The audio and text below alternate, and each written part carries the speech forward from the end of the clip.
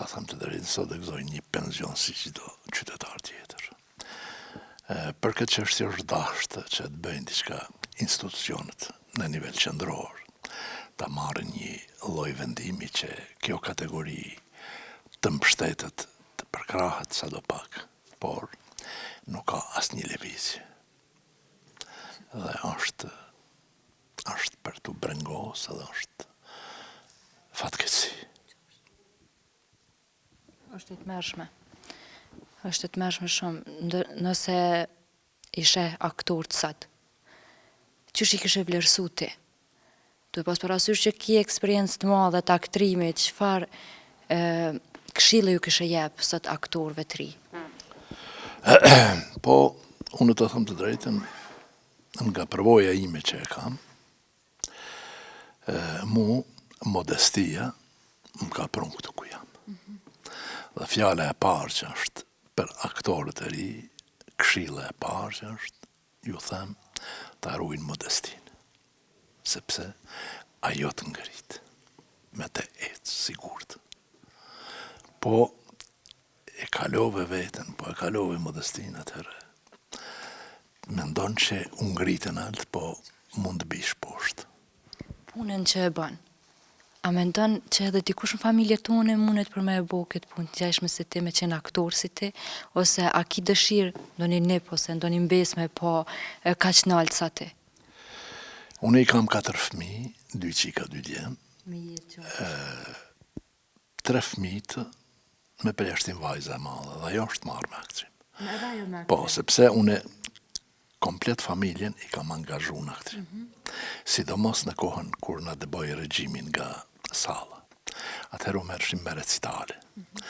Dhe në munges të aktorëve i marsha i angazhojsha fëmijën e mi, po edhe për çështje që mos ta rrezikoj tjetër kanë. Nëse e rrezikojsha fëmijën tim.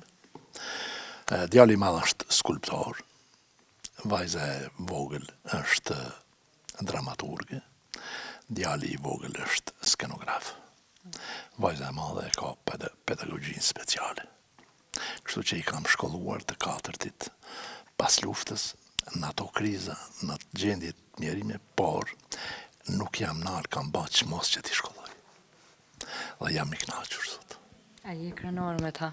Jam krenar, sepse mas pari e kam kry një obligim prindor. A mendon që është obligim fëmin me këshyr deri sa të përfundon fakultetin, pastaj ai me vazhdu rrugën e vetë, to e pas parasysh që ajnë që atë ko pjeket edhe e din mo rrugën e drejt qysh është. Është obligim, ta themi për kushtet tona, sepse shtetet tjera kanë tjetër standard, edhe merë shteti, me fëmijët, me shkollimet, dërsa të ne, derisa nuk ka një sistem që e rregullon këtë çështje, atëherë duhet prindi me u marrë.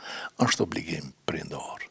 Sa është obligim prindor, e them se është edhe obligim kombëtar, sepse ta shkollosh një fëmijë sot është një obligim kombëtar, sepse kur del jashtë, jo me shku me përkthys, por me tregu kush është shqiptar.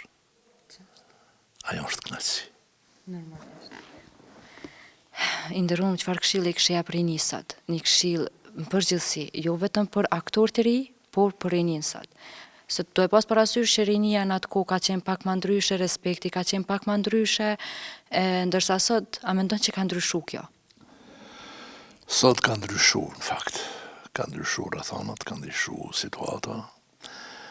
Rinia nuk janë aty ku kanë qenë, edhe ku duhet me qenë, por i këshilloj edhe prindërit, edhe arsimtarët, sepse nëse nuk formohet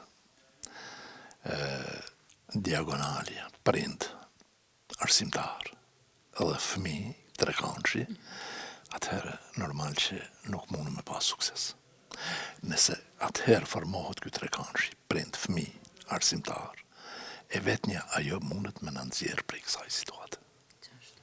A mendon që pak edhe teknologjia i ka bo që sot rinia me pas respektin ma ndryshe, rrin vetë, nuk kanë dëshirë me nejtë, se në kohët e mahershme e rinia me nëzi kanë prit me nejtë me familje, me bu muhabet, mu knaq, ndërsa sot janë ma shumë t'izolum vetë, ka shumë prej depresioni që vujnë, e këto gjana tjera, çfarë mendimi ki për këto? A ka ndodhë në atë kohë dikush me u ankup i kësaj? Jo, faktikisht mjetet teknika, avancimi teknikës, sidomos pastaj rrjetet sociale, këto kanë diku shumë të tritë. Kanë diku shumë të tritë, sepse këto rrjetet sociale, këto i kanë anë të veta pozitive dhe negative. Nëse përdoren për të mirë dhe për ajo është shumë një embrim e madhe. Po për fat keq që shumica shkojnë atje ku është e keqe. E keq përdorë. E keq përdorë.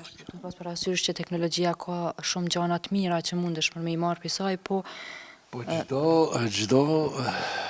çdo kohë i ka ato anë të veta negative edhe pozitive. Ndërsa sot, Interum, me cilin rol jetu marë edhe në cilat seriale jetu lujtë? Po, unë veç po kthehen edhe pak para luftës. Në prag të shpërthimit luftës, i kemi gjiru 5 filma artistik. Tu ik prej regjimit, 5 filma artistik, tu ik prej regjimit prej një mal. Është filmi Dalja nga Ercilla, është filmi Parimi, që e kam lujt rolin e Mus Mehmetit. Ai rol ka qenë për mu dhe kam bet për mu në rolet më të mira. Sepse e kam ba me shumë shpirt, edhe e kam ba me knatësi, po edhe ka dalë shumë mirë.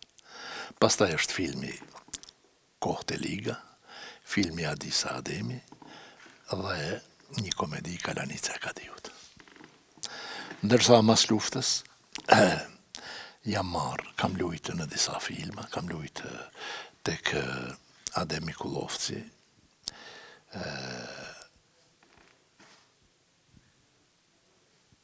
për momentin me kujtohet ma vonë, kam lujtë tek Halil Budakova, filmin Azembejtës, kam lujtë Shkolla e Maleve.